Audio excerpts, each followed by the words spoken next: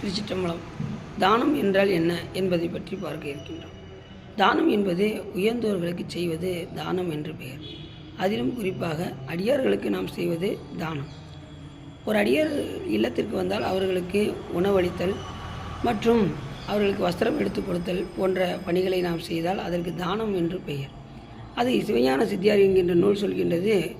சிவஞான செயலுடையோர் கையில் தானம் திலமளவு செய்திருந்தும் அது நிலமலை போல வளர்ந்து பவமாய கடலில் அழுந்தாத வகையெடுத்து பாசத்தையருக்கு தவலோகம் ஒன்றில் சார பண்ணி சரியகிரிய யோகம் தன்னில் சாராமே நவமாகும் தத்துவ ஞானத்தை நல்கி நாதன் அடிக்கமலங்கள் அணிவிக்கும் தானே என்று நமக்கு நூல் சொல்கின்றது.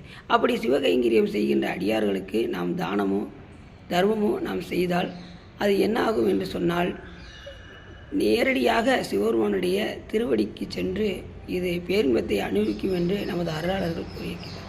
அதன்படி நாம் தானம் செய்வோமே.